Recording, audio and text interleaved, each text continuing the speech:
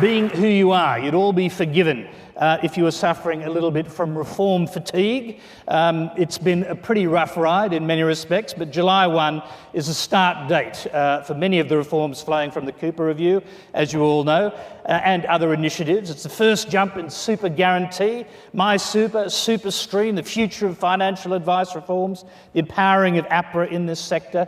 Governance issues may have to wait, in fact, till after the next election, because the Coalition has a strong view on those. Now, you'd think all this would be enough to be getting on with, wouldn't you? But the government's collapsing revenues have also sparked a fierce debate about super tax concessions. So, are we going to see a budget assault on the super rich, that is to say people with more than $1 million in their super accounts, or people self-managing super accounts? Is there, as John Jury wrote earlier this year, a legitimate argument which questions why 20.3% of the contribution concessions go to the top 5% of wage earners? Well, the Minister, Bill Shorten, certainly seemed to think that at a time, and I think on Friday you'll get a chance to ask him questions about that, whether he comes here as Prime Minister Shorten or possibly Treasurer Shorten, or in his current role, we don't know. Although I do think it was rather brave putting Gillard as the answer to that question as to who'd be up for the next election.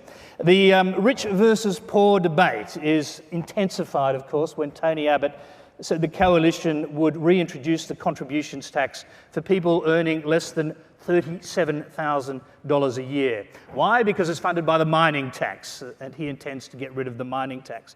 In any event, the mining tax has failed to deliver on year one, putting further pressure on the budget, adding to speculation that super may be hit, and raising the obvious questions about how a volatile tax is meant to fund permanent spending measures. So has the government added the superannuation industry to its hit list, a very long hit list of special interests that includes everything along the lines from the mining industry, the manufacturing industry, the gaming industry, and much more recently, the media moguls.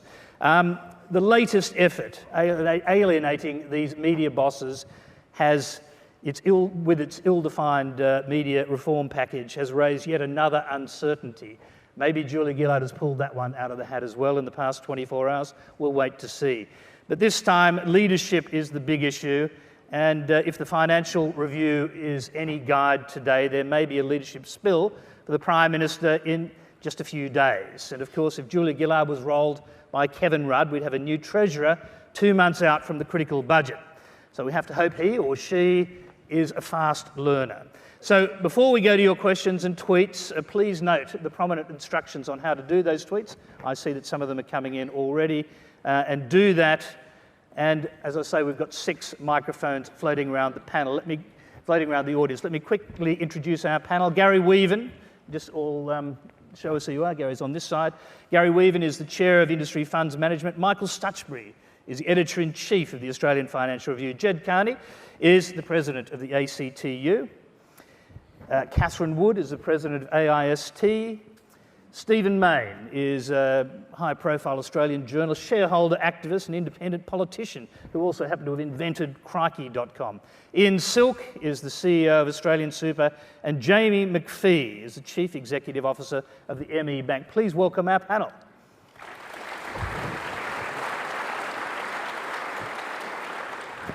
Before I come to your questions, because we have Michael Stutchbury here, and I did mention the Financial Review, and here it is. PM support crumbles, leadership more move likely within days. Michael, please explain. Well, it is quite an incredible development, and I think the key point is that there's been a sea change in Canberra in the first months of this year. If you recall, leading up into Christmas, in all the opinion polls, Labor and under the Prime Minister have been making a recovery and look to be in a potentially competitive position going into the election. I think the Prime Minister's calling of the September 14 date seems to have crystallised voter opposition, latent opposition to her Prime Ministership, and then a series of, you've seen a whirlwind of policy announcements, clearly in campaign mode. Now it's been topped with the latest controversy over the media support, but amid all that, the polls have gone markedly backwards to where they were at the middle of last year before the second half of 2012 recovery. The bottom line is that the Rudd forces in the caucus have made significant gains, and I think the indications are that the Rudd camp is within striking distance of having the numbers to top. Can I just interrupt? You've got some very smart reporters on the ground there, but as yet no one's coming out and saying anything. They're going on background briefings, aren't they? How confident are they that there will be a leadership move sometime soon?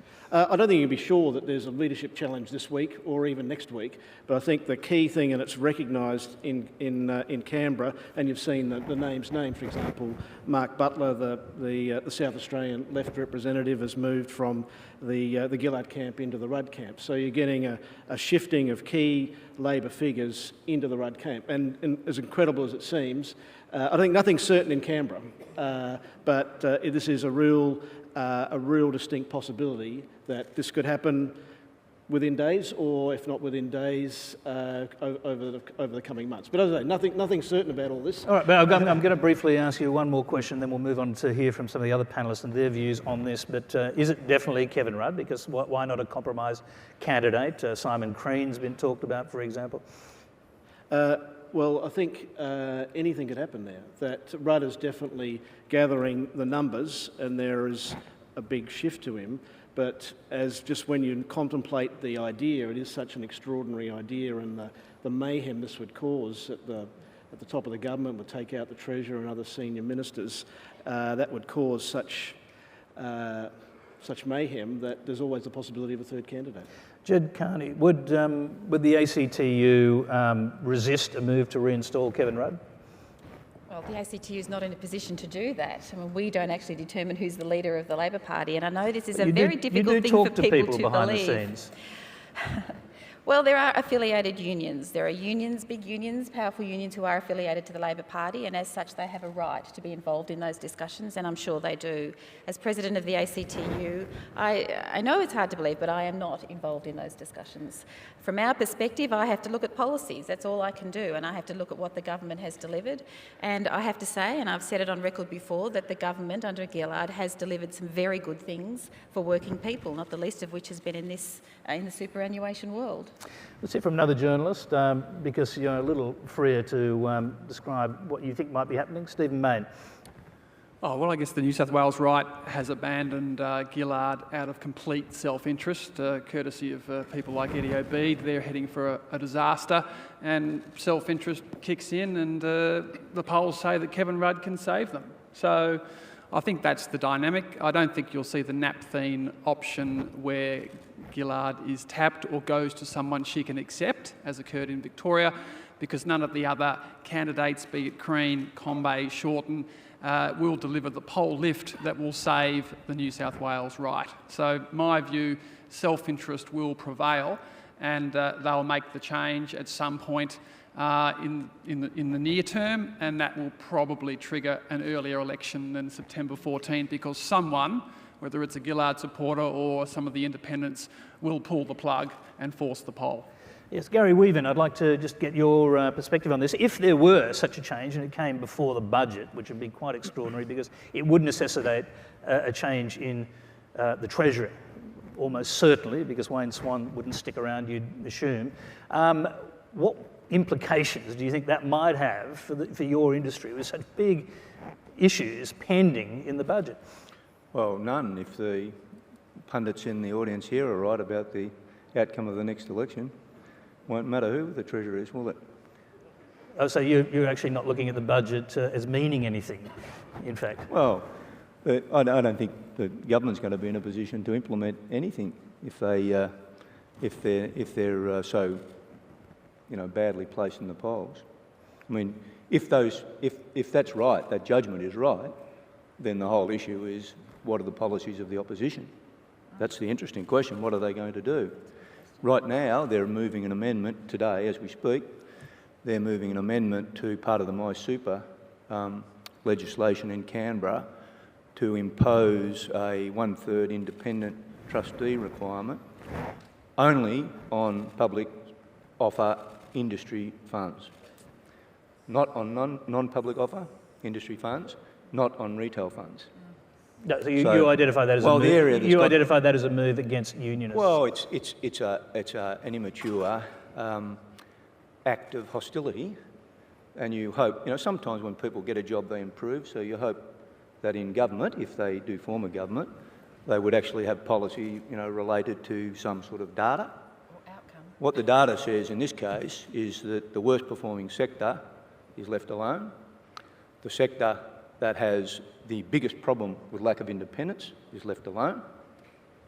The best performing sector has to have change to the governance arrangements. That's not my data, that's APRA's data since they've collected it. Okay, I wasn't expecting to come to the governance issue as quickly as we did, but I'm going to go, since we have, I'll quickly get the opinion of Michael Stutchbury on this. Well, I think the question of representation on industry super funds stems from the Cooper Review, and the government's own review of this area recommended, as I understand it, 1/3, 1/3, 1/3. In terms of, and I think you can look at returns, and I think that's a valid argument. But I think, as the Productivity Commission suggested, you've also got to go back to basic governance principles.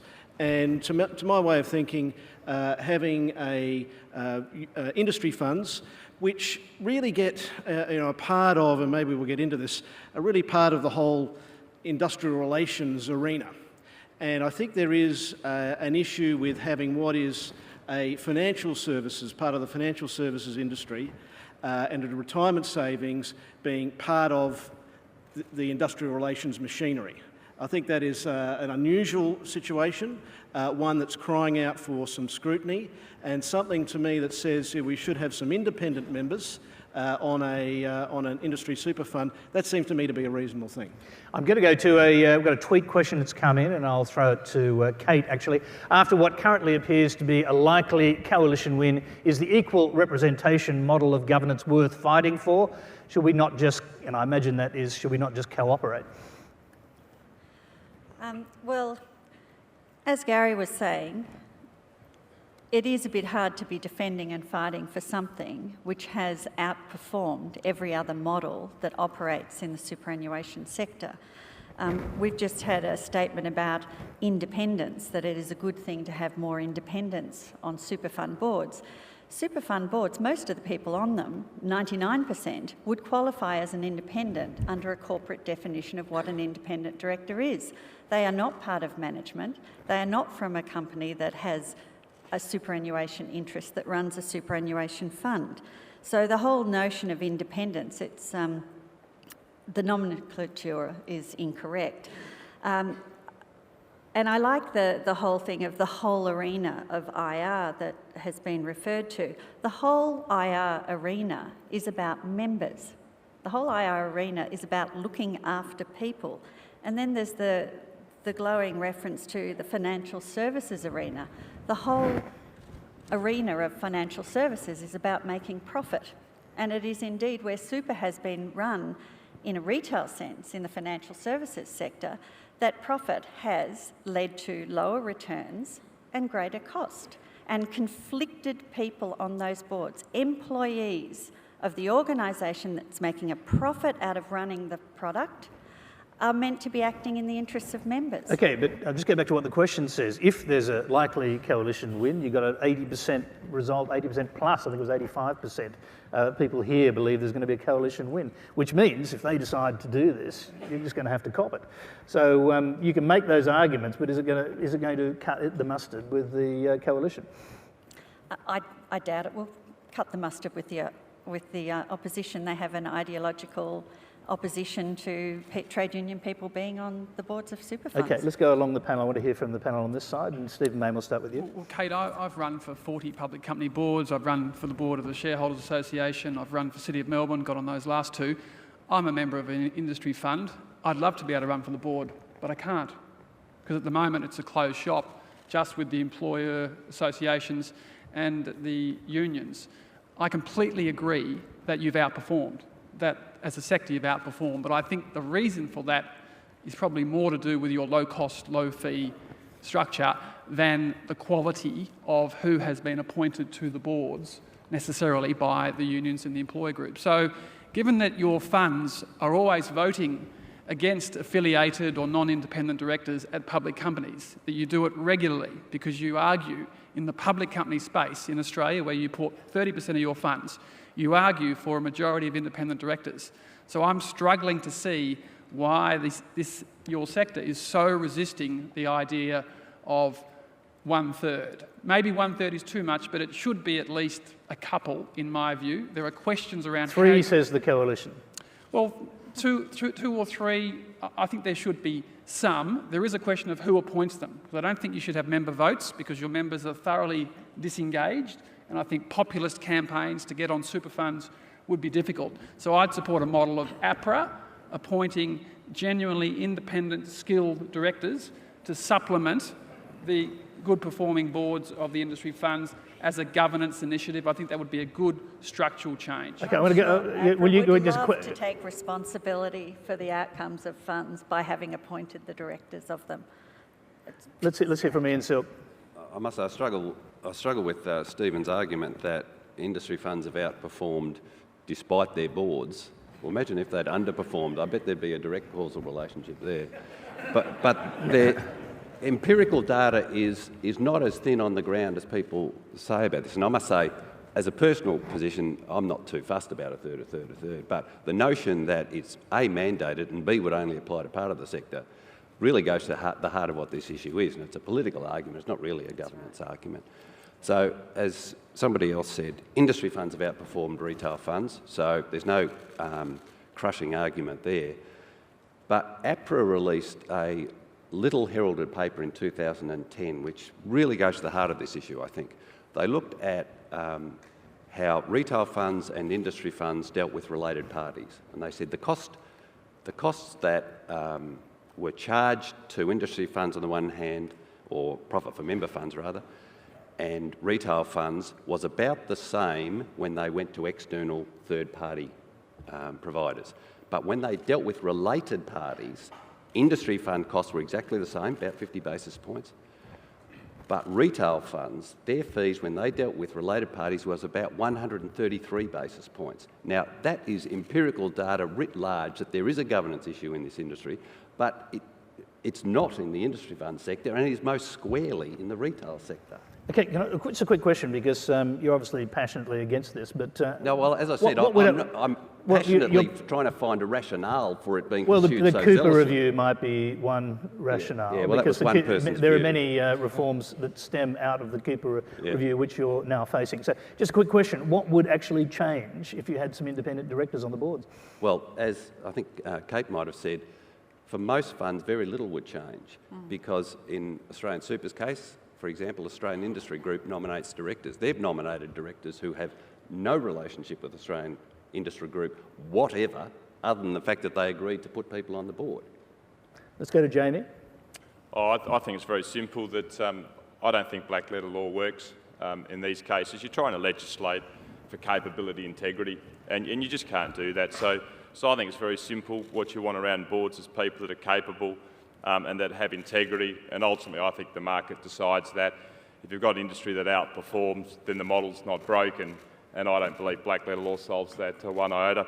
I agree with Stephen, you don't want populist campaigns, but if a business model is outperforming, you're going to have members that support that business model, so I think it's quite simple. Isn't the 50-50 model black letter law? Well, I'm talking about you're coming up with different things. Well, if APRA's going to appoint them, that's black letter law, etc. So you put any legislation you like in place that says, what about this, what about that? There's always going to be issues that you can say, well, that part of it's, black letter law. So. You raise a point that I'll throw back to, I'll come to you in a second, Jed, but I'll just throw this back to Michael Stutchery because, I think your industry's bleated long and loud about not having a regulator appointed by someone above you. I mean, if APRA were there appointing independent directors to these funds, it's pretty much the same thing, isn't it? Well, I'm not sure if I go along with Stephen Mayne's model, but I think the points are well made.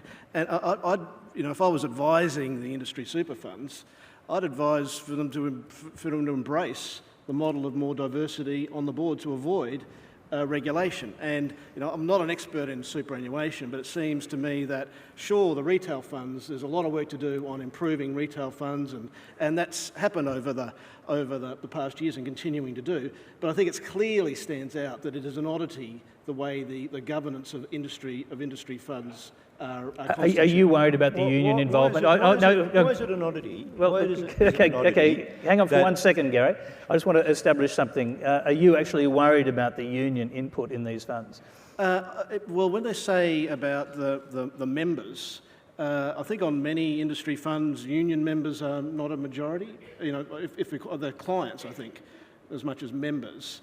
So I'm wondering whether the idea that you're representing the membership is factually correct, given that the majority of members, as I understand it in many cases, aren't union members, and really we've got in this position because the industry super funds and a lot of the modern super industry has come in through the industrial relations system, and you've had default super, and the industrial relations system, of course, is the old adversarial system of Australian workplace relations, and out of that has come a large part of our financial services sector. And I think there's a mismatch in the basic philosophies of those two systems. So I think sooner or later, one way or another, this pressure for change will come, and to me, I think you'd want to get out in front of it. Now, you are bookended by disagreement, so I'm going to hear, first of all, from Gary.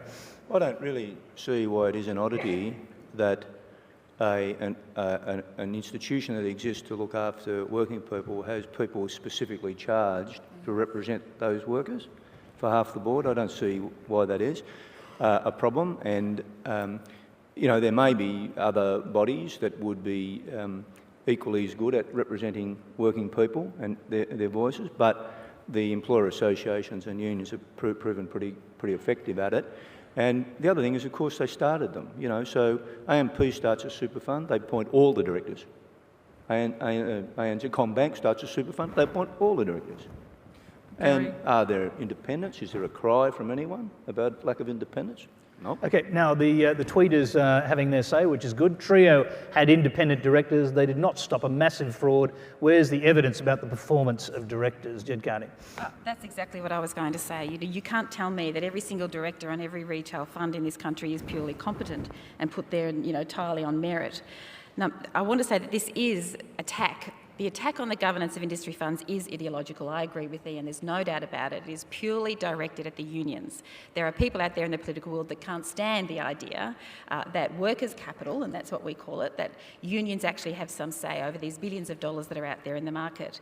It is an industrial issue. Superannuation started from foregone wages. 3% of people's wages were foregone to start the superannuation industry. Gary was there when that happened. Unions were at the beginning of the superannuation industry. It's thanks to unions right now and to our bargaining and our hard work that there are all these billions of dollars in superannuation. This is an industrial issue. We still bargain around it.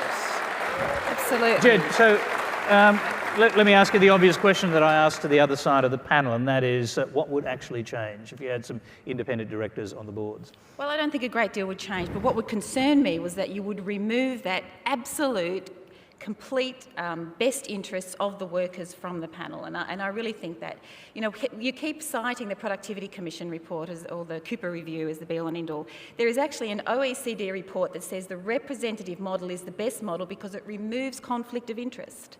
Nobody seems to talk that up, and that is a fact. Yeah, well, there's two people want to respond to that. First, Michael, and then Stephen. Is there any conflict going on with the CFMEU in Victoria? This is something that really gets me. People like you, Michael, and your paper talk about choice. It's all about choice, and that we're removing choice. The minute a stakeholder actually exercises some choice, it's all bad.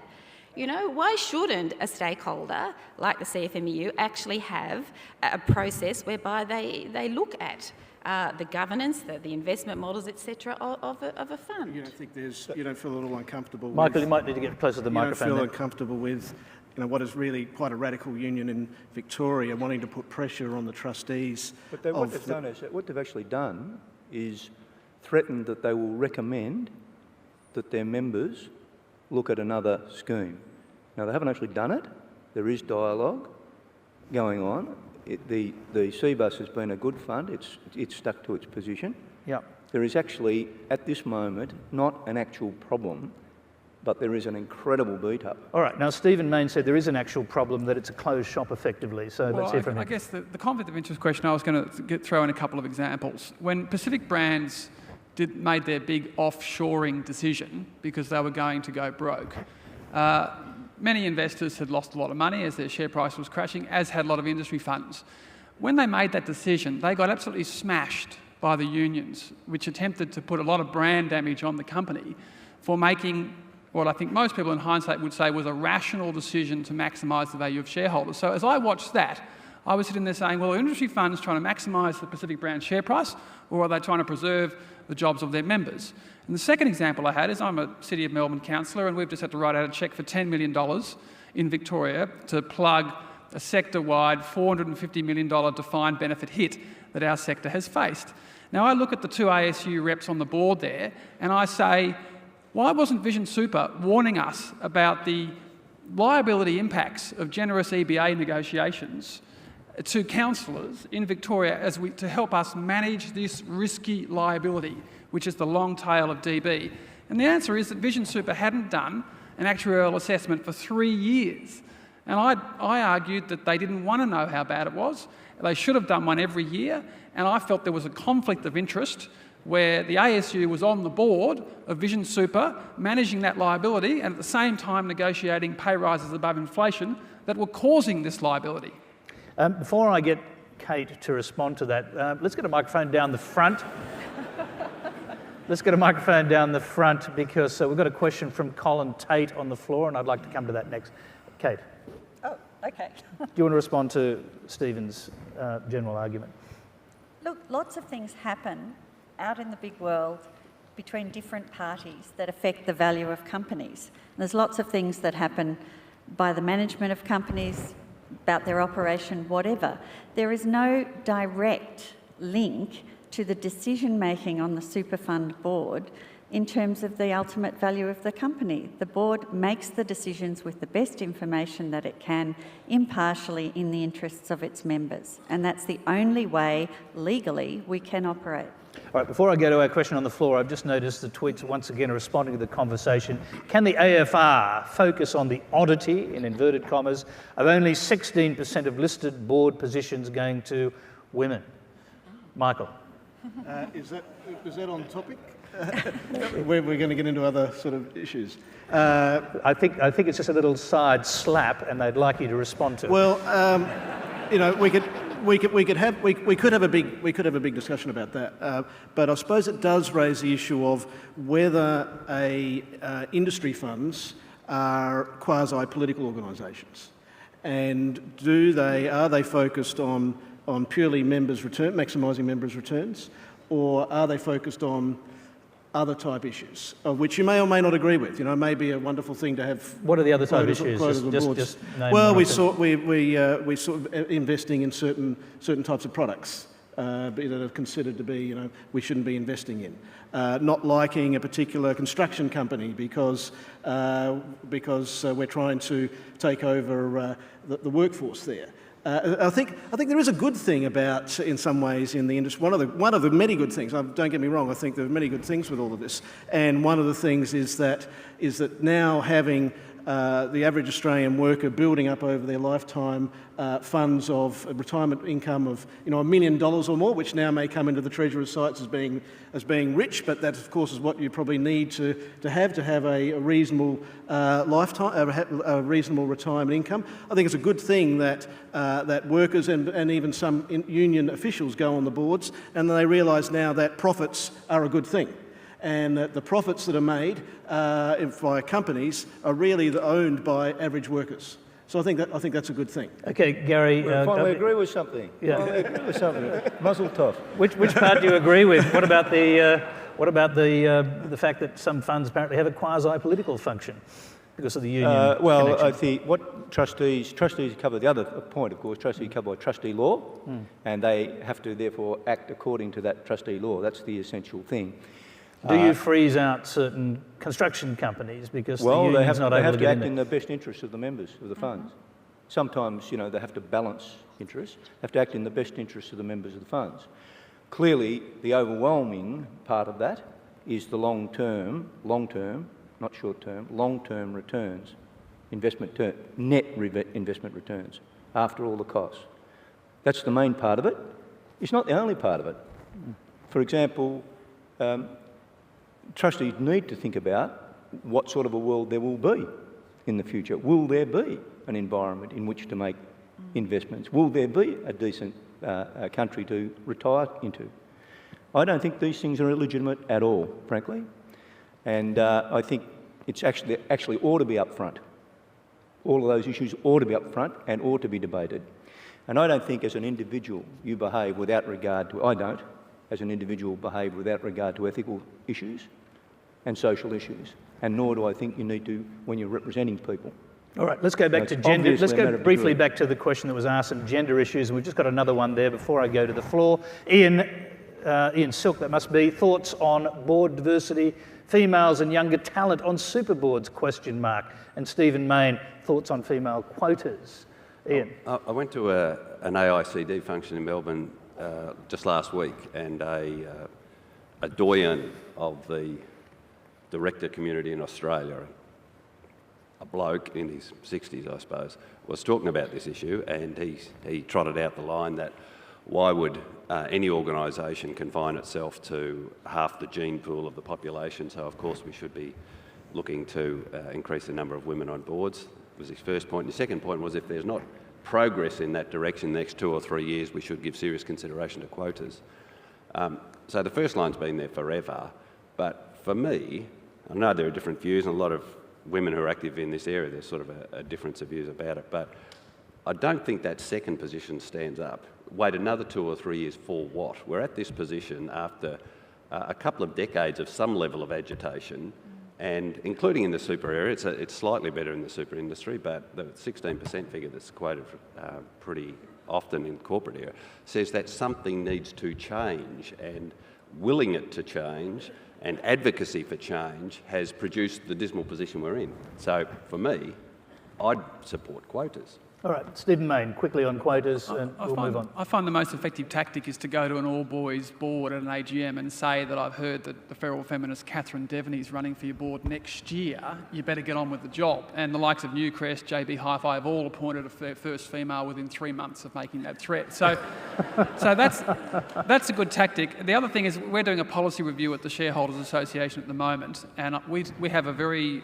old male membership, but I'm actually quite confident I can get up a policy change which will be that we believe boards should be between 5 and 11, and we believe there should be at least 2 males and 2 females on each board. Now that will be a nice broad brush from which we can then, from a policy point of view, gently nudge the old fellas in the boys club that we, from a policy point of view, believe that 2 women at least is appropriate, because all the studies show that boards perform better if they have diversity. So from a straight risk management point of view with our capital, we want more women on the boards to not do the stupid male-driven, ego-driven takeovers that is the biggest way that's destroy capital, and we'll actually preserve our capital with more diversity and more considered risk management. Okay, I'm just imagining that the women on this panel totally agree with that and probably don't want to add very much, but if they do, they can. On his side, Kate, quickly? No, you don't need to. That's okay. Let's go to the floor and get a question from Colin Tate. Where's Colin? There he is. Can you stand up, Colin? Thank you, Tony. In the interest of declaring my conflict of interest, I'm from media company Connexus Financial, which is the official partner of AIST. My question is, we are in the middle of a global financial crisis, which was heightened and reminded to us further this week. Equity markets in Australia are down near 4% in 2.5 days' trade. This was created by the Cypriot government deciding that they can put their hands on 10% of life savings by the people of Cyprus.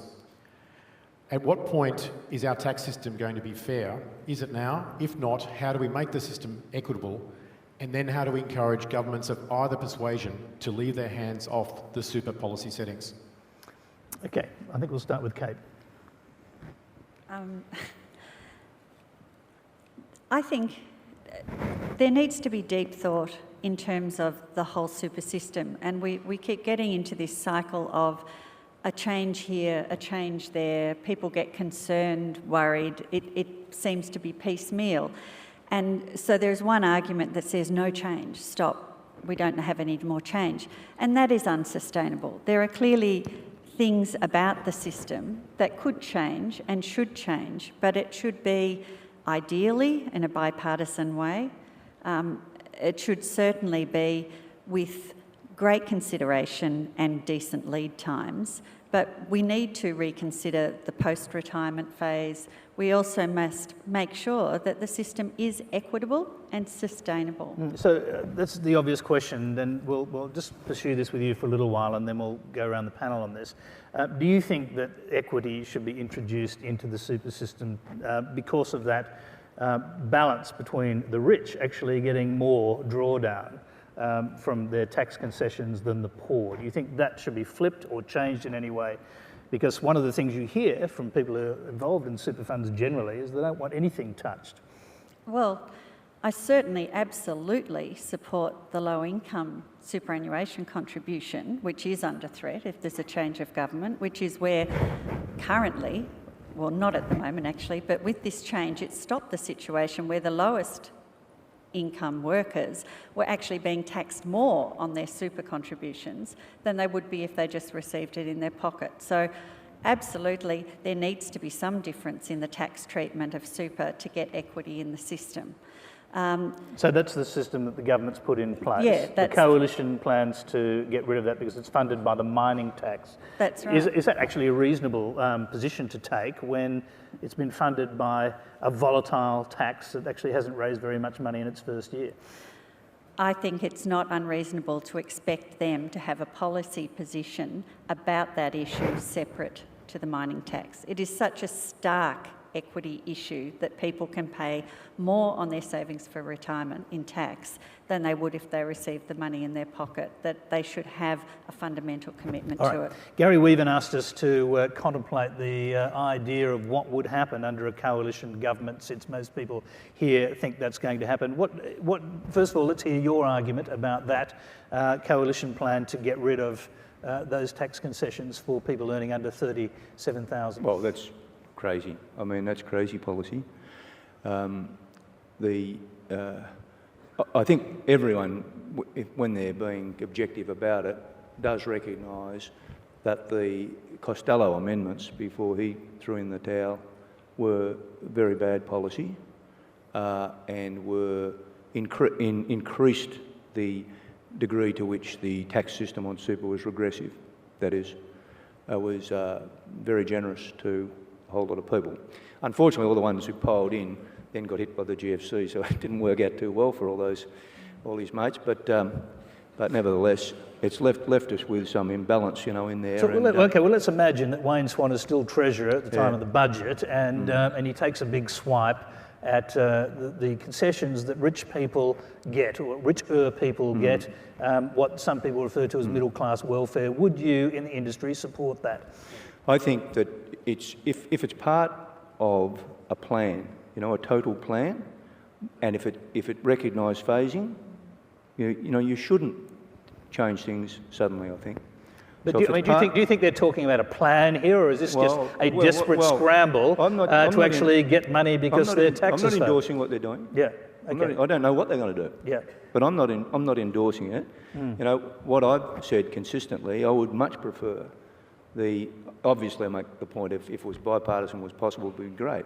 But I much prefer a calm approach to this. It's a long-term system, and I much prefer not to be concerned about short-term budget issues when we're looking at these sorts of issues. I think if you looked at that fairly, you would balance up, you would do more for low-income people, and you would do less for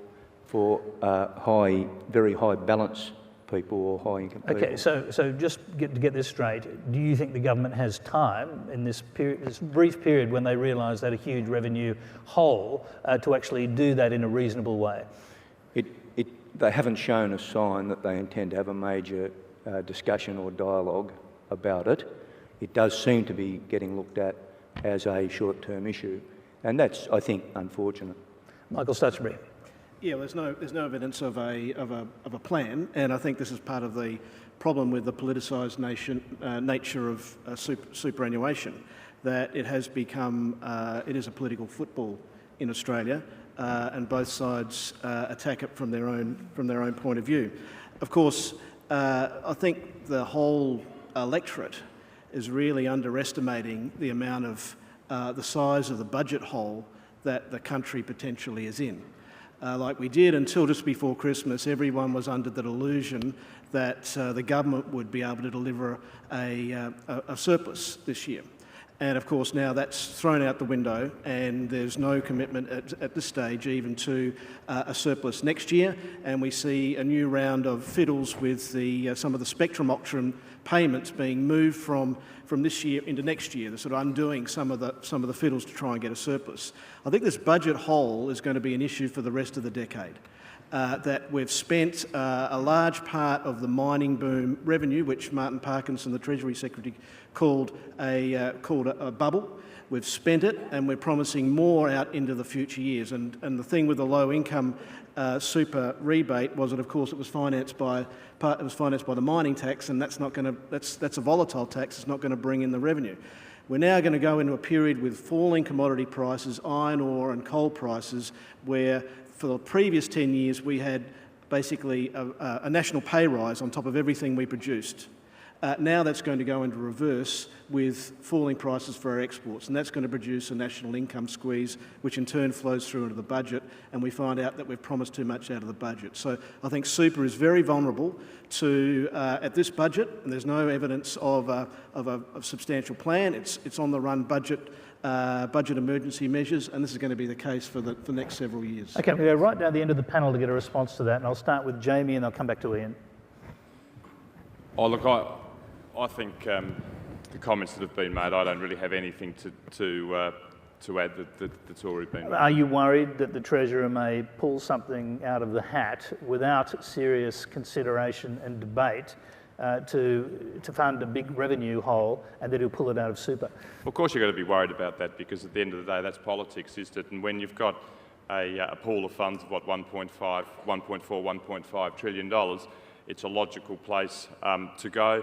I mean, my hope is that just governments going forward are held more to account. I mean, what Gary enunciated before about having a long-term plan, you'd like it to be bipartisan. We've got a fabulous industry globally. You just hope the electorate would just hold governments to account.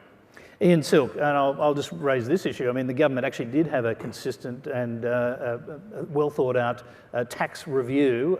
They've chosen to pick little pieces out of it as suited them along the way. Are you worried the same thing may apply to this budget? Well, this is an issue that could take days, but in short, I think superannuation is, on various estimates, costing the federal purse over $30 billion.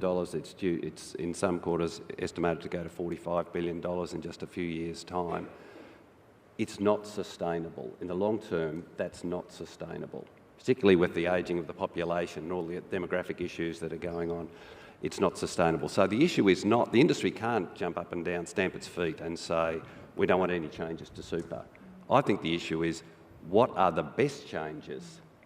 And this goes to Gary's point. If we could somehow take the politics out of it, get a bipartisan approach and a long-term approach, which is not about locking in the current system, because everybody that says we must make no changes is implicitly saying the current policy settings, the current taxation settings are just right. They're pitch perfect, and manifestly they're not. And Ian, were you amused, like I was, to hear Stutch talking about excessive politicisation of super? I mean, it's the media that completely politicises proposed new mining taxes, proposed media regulation, proposed sensible super reforms. I mean, just a couple of reports of something might happen.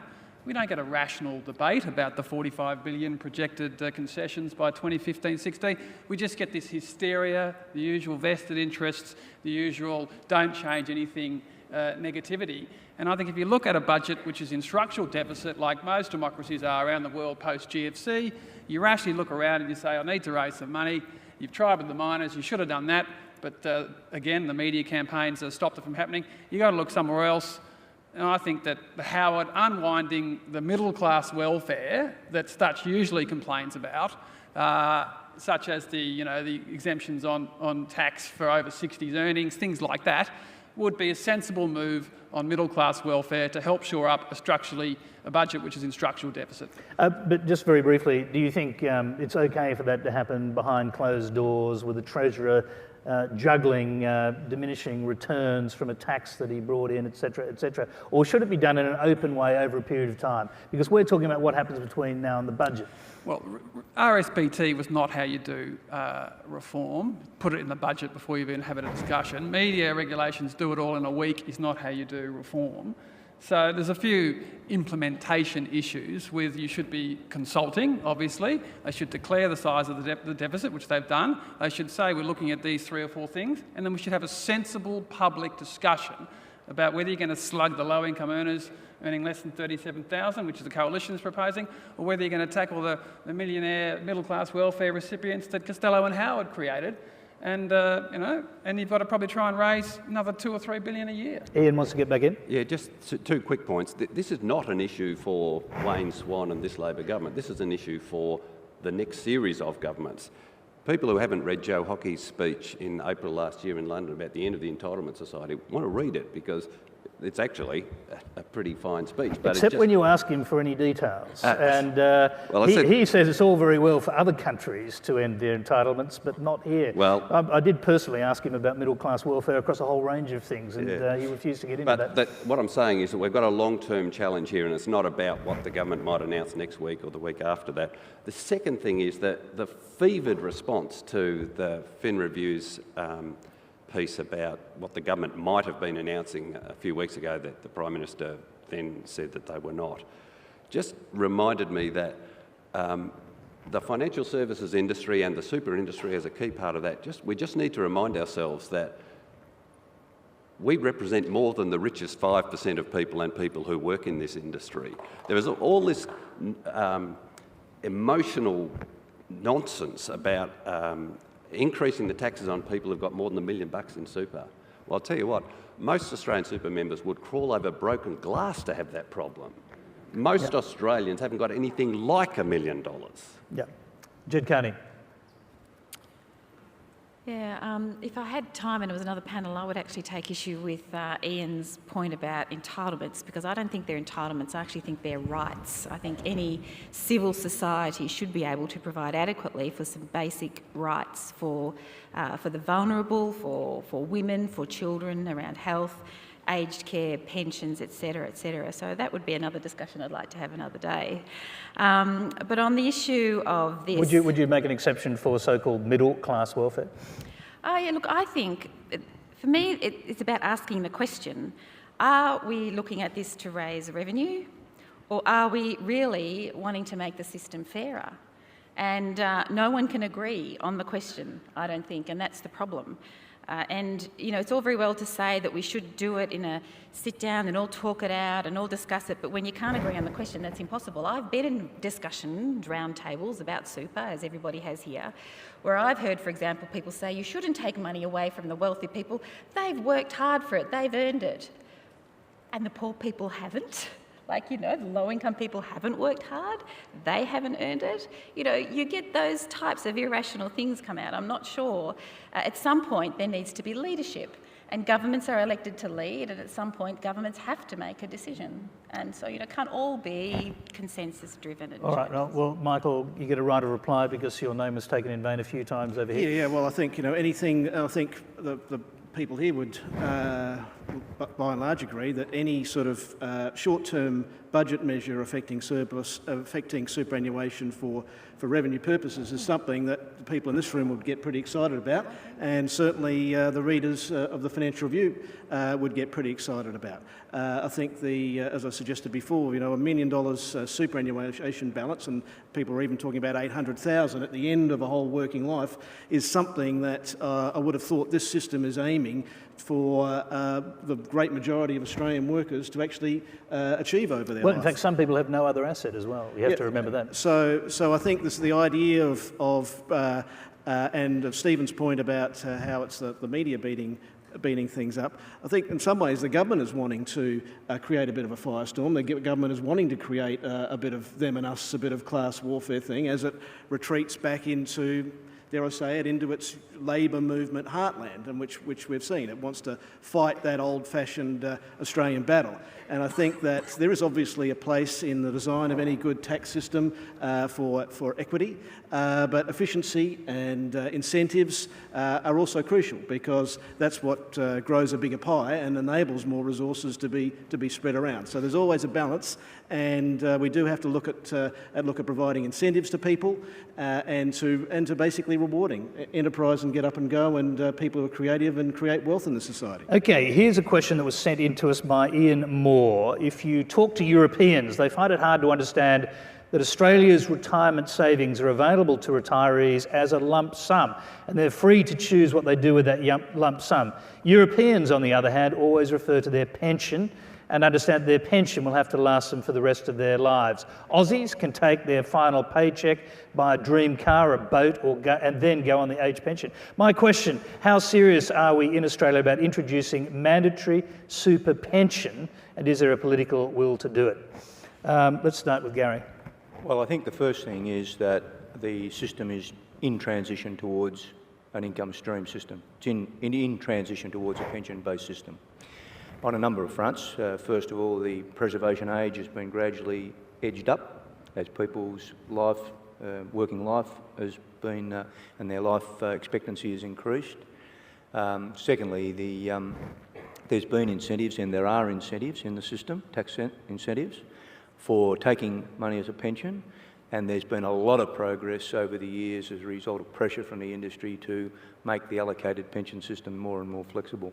So when you really look at it, we are on that journey, and it's well, maybe on the journey, right. But the questioner asks, in the meantime, a lot of people will choose to take a lump sum payment, and some people will spend it unwisely. But unwisely. The great majority of people at the moment, they get their $50,000, and they have either a trip around Australia in a camper van, right? Or they might, if they're a bit richer, they might have a world trip once in a lifetime.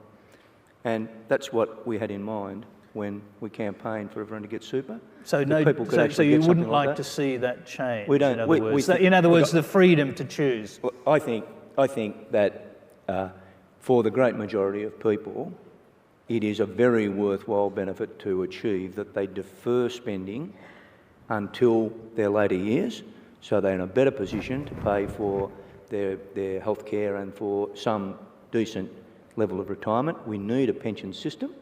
We must have a pension system. Over time, the dependency on the pension does get tapered and does get relieved by the system we've got. I'm not opposed, by the way, to accelerating the transition to a pension system. Just remember, for most people at the moment, a pension would be absolutely meaningless because their lump sum is not enough to make one. Let's go to Ian. I'd like to hear your thoughts on that question. I mean, someone's sort of thinking that we haven't got the system right here. Yeah, well, I think they're right. I think at a very high level, there are two big themes that we haven't got right in the Australian super system. One is our tax system. We spoke about that before. And so the relativity between the benefits obtained by the richer and the poorer, I think, is going to move in the direction of the latter. But the other is this, the fact that we are ultimately meant to be a retirement income system. But as Gary said, we are an industry in transition. A 65-year-old person retiring today has only had 9% superannuation for 11 years. That's when the SG went to 9%. And if they didn't have it through award super, most Australians retiring today have only had super for 20 years, and it started at 3%. So little wonder that people are retiring with modest account balances today.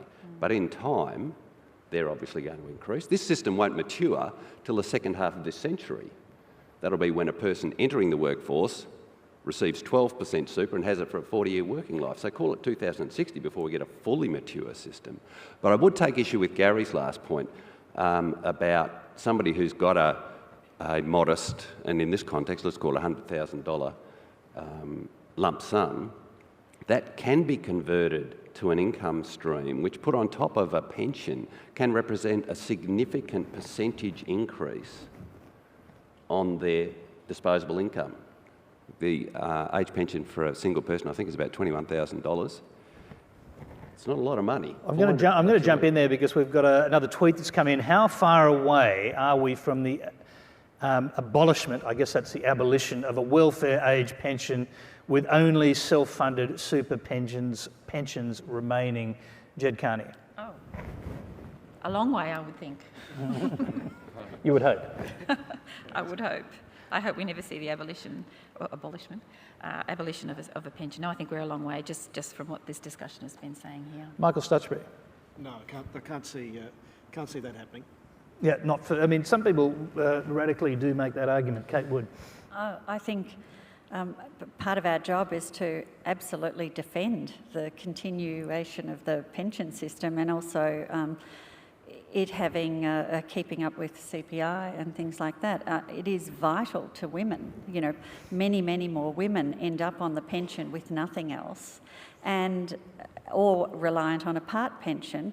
And given that retirement savings at the moment, women only come out with about half the savings of a man, then the continuation of a decent pension is vital for women, not to mention perhaps looking at some improvements in how women accrue their retirement savings. Stephen Mayne, yeah, go ahead.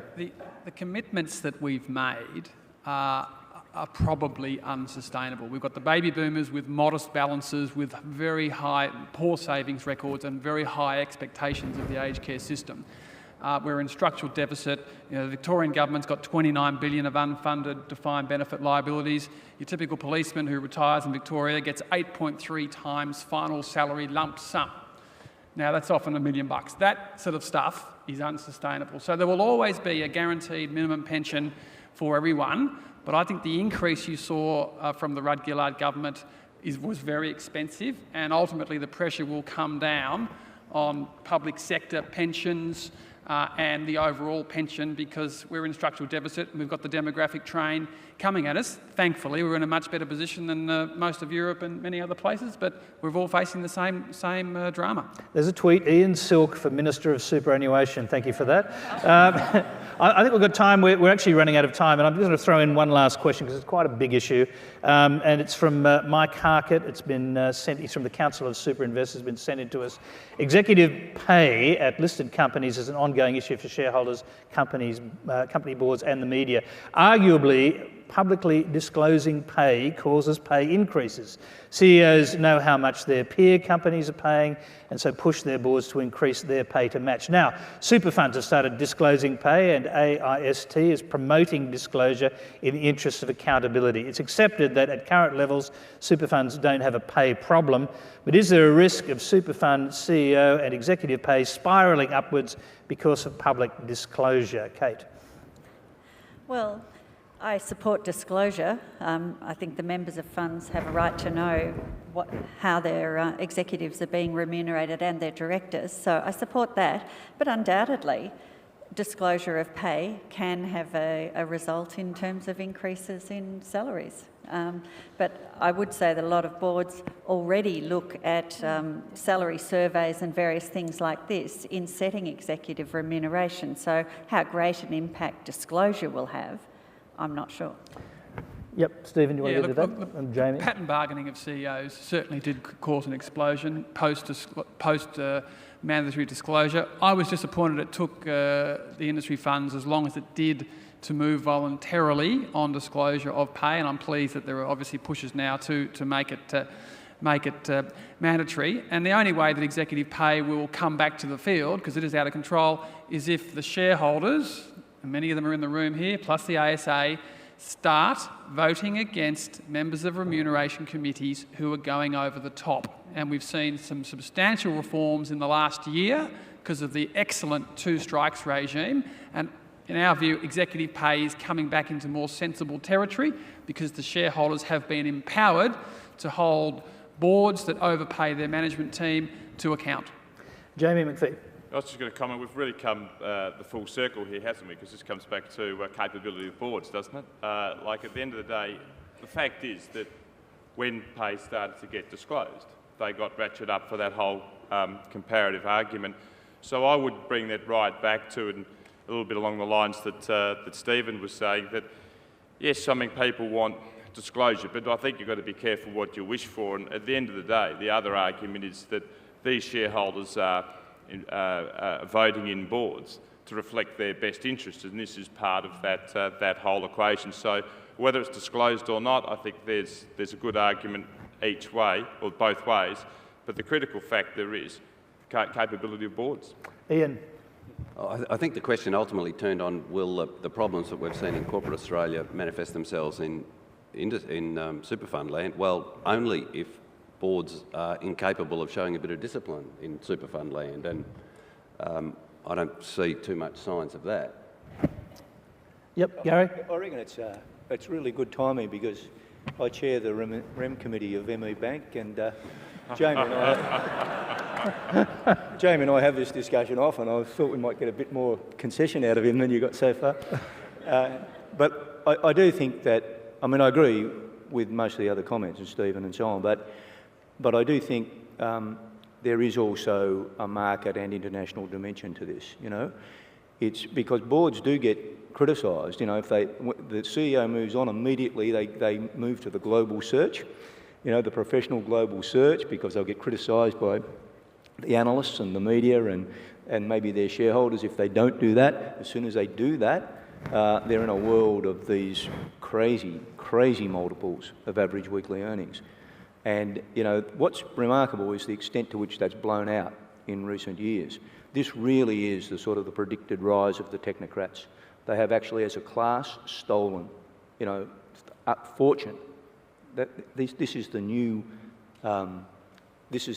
establishment, really. These are people that think, to a large degree, that they ought to get remunerated as if they were an entrepreneur risking their capital, and in most cases haven't risked any capital. So it's, I think for individual boards, it's a very, very difficult issue. You have to be competitive, obviously, to get the best people. You must be competitive, but it's a problem that needs attention at the world level. I was very interested in the Swiss making a start on that, because I think otherwise I don't know what really there is to stop it from just becoming the new aristocracy. Let's hear from Michael on this. Look, they may be unionists or former unionists, but at least you're going to know what they get paid. I think the issue of executive salaries.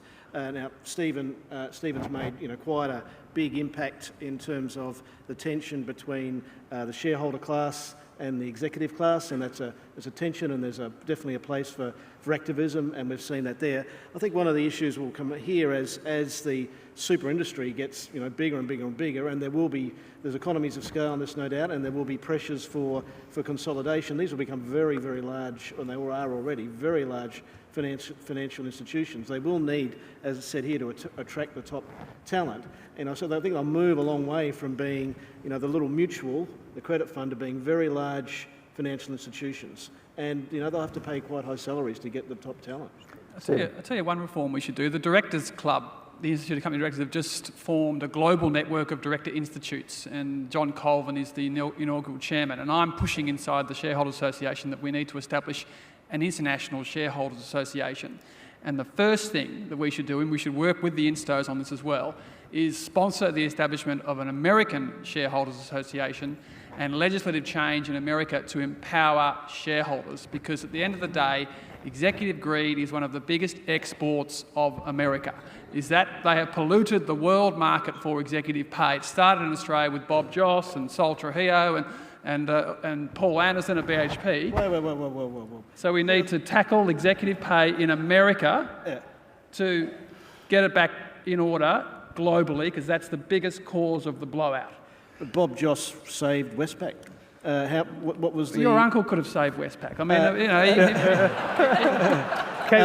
Paul Anderson turned BHP around. I think shareholders... Every bank rose from the bottom, rose by exactly the same amount in their share price during Bob Joss's rule. We're nearly out of time. Kate wanted a response, and then I'll go to Jed. I just wanted to make one comment. The question originally was about disclosure in our industry, and I would have to make it very clear that in our industry, the executive remuneration is nothing like in the corporate world. And even though there could be upward pressure, it will never end up, if the boards remain as they are, in those leagues. And you're not proposing an assault on the United States corporate system. Oh, I'm all for it. Jed, finally. I'm not sure there's much else can be said. I have to say I agree with the majority of the people on the table. But, you know, how do you put a price on how much you pay someone to save a bank? I spent all morning this morning at the Royal Brisbane Hospital where it's full of nurses who are all losing their jobs because of budget cuts here in Queensland. And they save lives. They don't save banks, you know, and they don't get paid much. Okay, while you're clapping, stop now, because while you're clapping, we are out of time. So much to talk about, so little time to do it. Please thank our panellists, Gary Weaven, Michael Stutchbury, Jed Carney, Catherine Wood, Stephen Mayne, Ian Silk and Jamie McPhee.